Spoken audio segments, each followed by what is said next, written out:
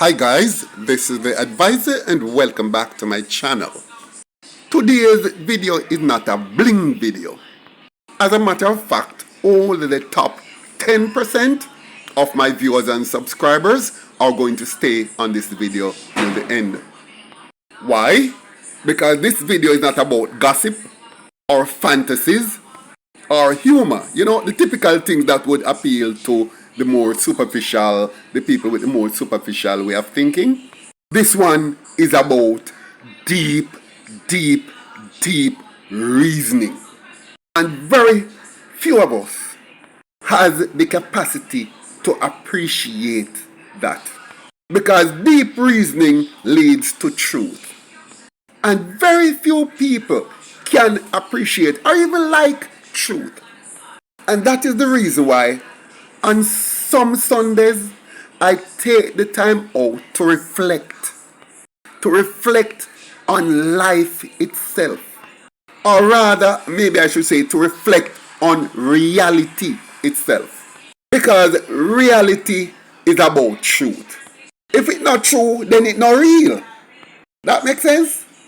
Now, the last time I made a heart-touching video was on Sunday, August 18th. And this is the thumbnail for it. The advisor goes beast mode on the victims of religious doctrine.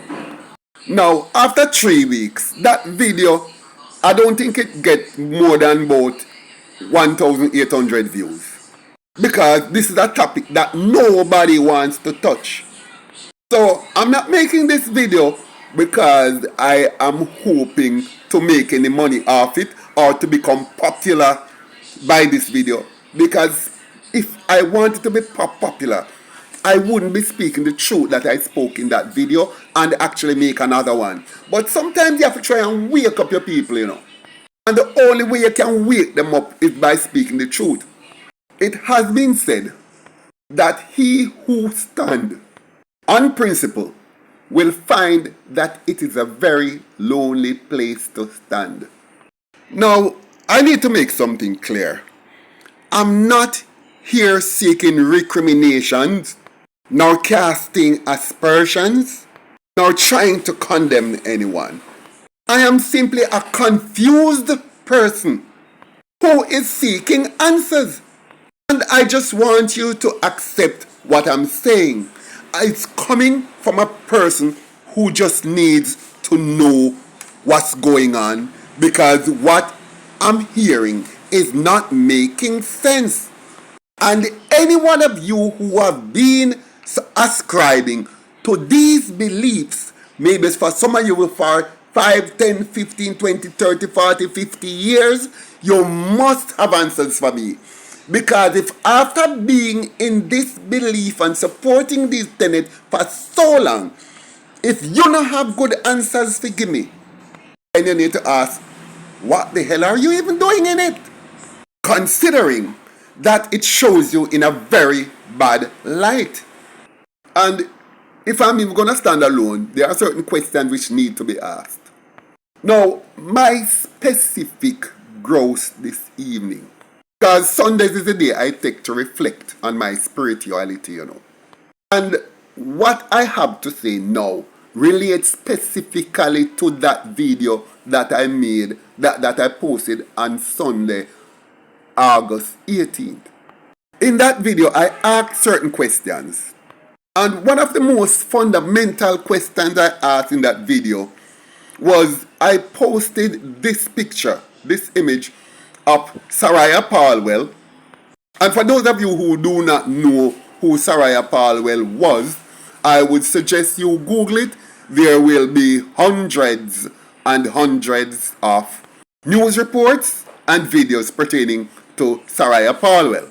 But in a nutshell, Sarah Parwell and her mother were killed by nefarious people. I won't stay here and give all the circumstances.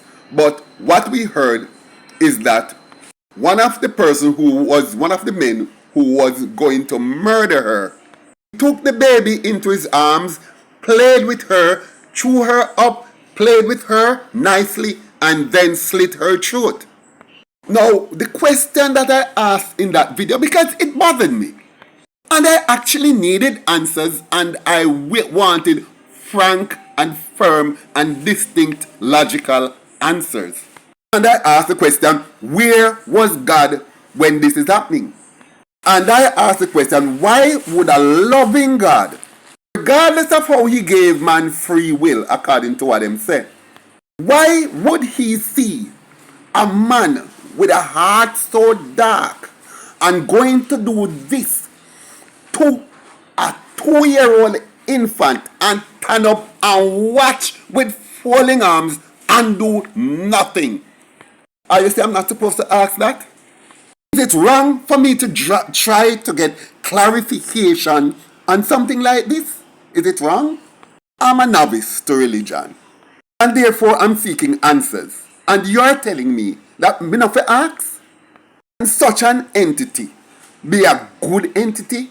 And you call that a cold-hearted to turn up and watch a black-hearted man do that to a 2-year-old and no do nothing? It made no sense to me. It made no sense. But here is the kicker.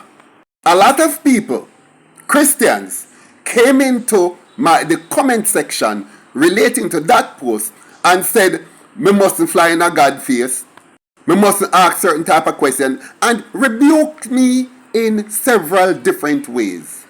None of them, not one single one of those Christians, mentioned the baby whose throat had been slit.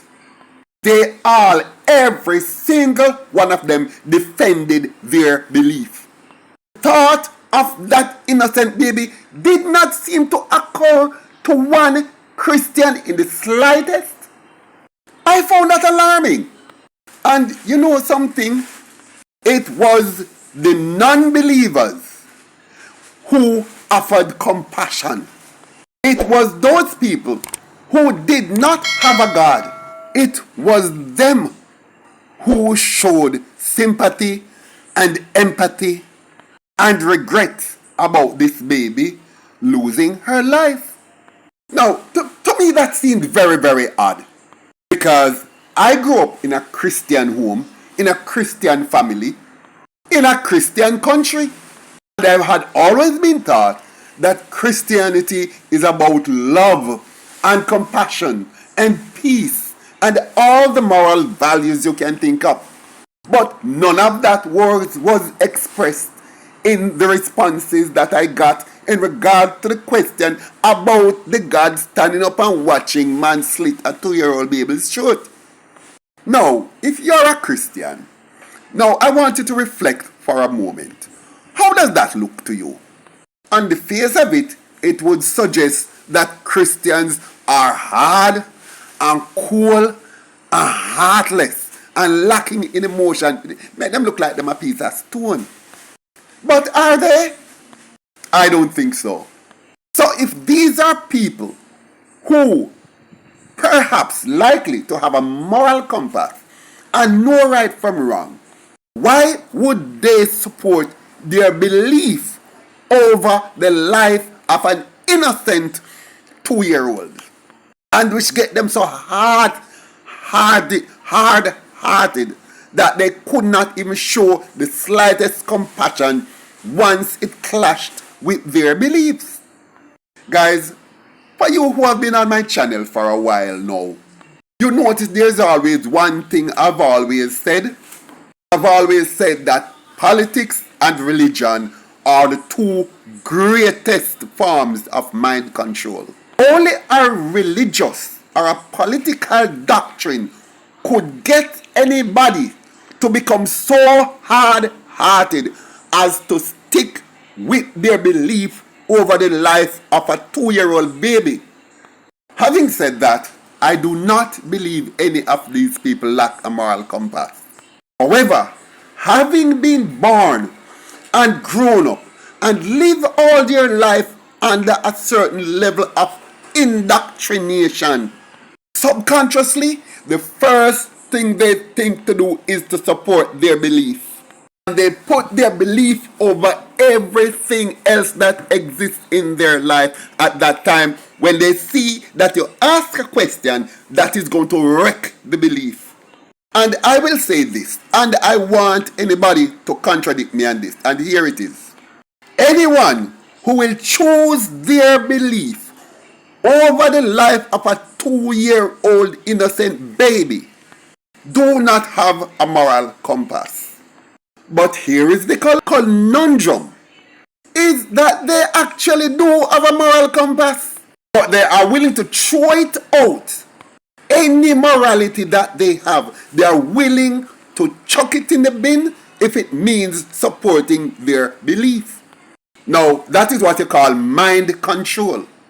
Now, if I was a Christian, and I actually hear somebody saying what I'm saying now, if I had any real moral grounds, a moral bone in my body, I would hang my head in shame.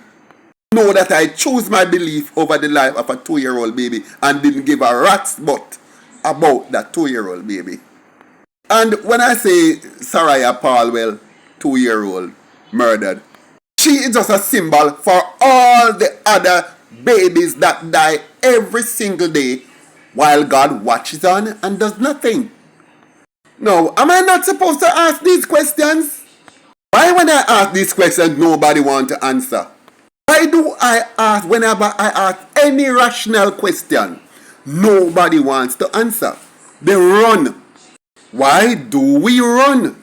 If we have the truth and we have answers, why run? Is it evil for me to ask questions?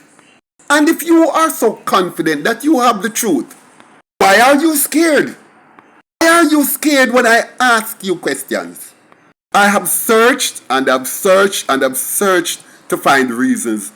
And this might be speculation, but it's the only logical thing I can come up with. The people who hold these religious beliefs have never stopped to examine these beliefs before going into it. And therefore, having accepted it, they have to now pretend that it is good, because they are too scared to try and find out that they could be wrong.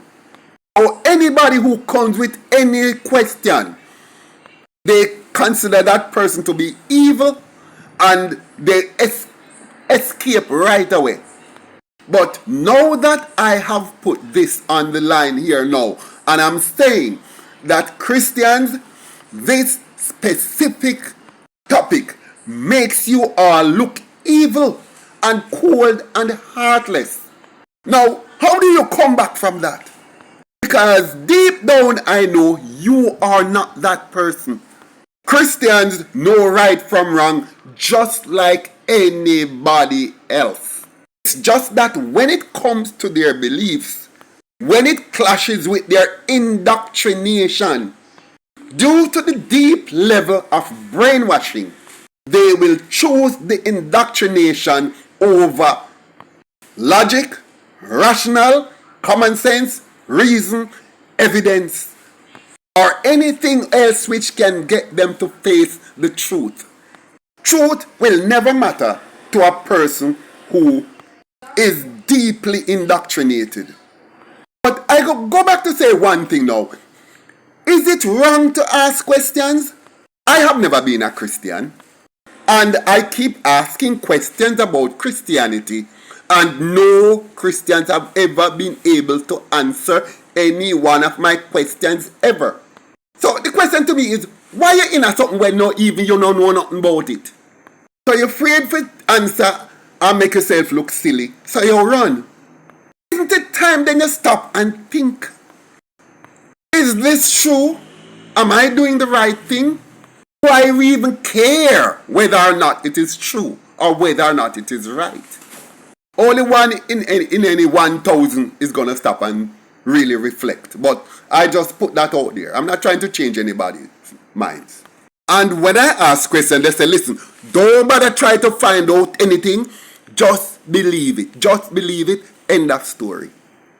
But the question is, suppose it is not true. Just suppose. Suppose you're on the wrong track. Just keep following it and following it and following it. No, don't get me wrong. I'm not saying it is not true. I'm saying just suppose. Because if you care about truth, you're going to examine anything on the face of this earth that you think you know. I say again, any God who would stand and watch a man, stand and watch the planning and the execution of the life on an innocent 2-year-old baby and do nothing cannot be a good God. And anybody who supports that God in watching a 2-year-old baby's throat being slit cannot be a good person. And this God stand and watch that happen tens of thousands of times every single year. And you're saying, don't say anything about it. Just stick to the belief, close your eyes, don't bother with compassion, don't bother with having consideration for things like that. Just believe that it is all done for a good purpose. And if such evil can be done, and the person who holds those beliefs have that level of ambivalence towards human life, how does that make you look? Is it only people like me who don't have a God who actually have compassion and love? And if you value truth, why run from questions? For me, all I care about is truth. Just prove to me that something is true and I'm fine. I don't care whether it goes against or for anything that I stand for. Once it is true, that's it. Let me make it quite clear now. Whatever I'm saying now, I'm not saying it to hurt anyone. Now guys, I have a million questions to ask. Questions that I've been asking since the age of about 8 or 9. And so far, not one single of the questions I've asked have ever been answered. So all I'm leaving this out here with, leaving you with is saying, tell me why a God, an all-powerful God, who knew that this baby was gonna be killed and stand up and watch a 2-year-old baby's throat slit. Explain that to me. And explain why people who follow that religion did not give one rat's butt about this little infant's death. Chose on the whole to support the God who stood and watched it happening. Thank you for visiting my channel. Like, share, leave a comment below, and I look forward to seeing you in my next video.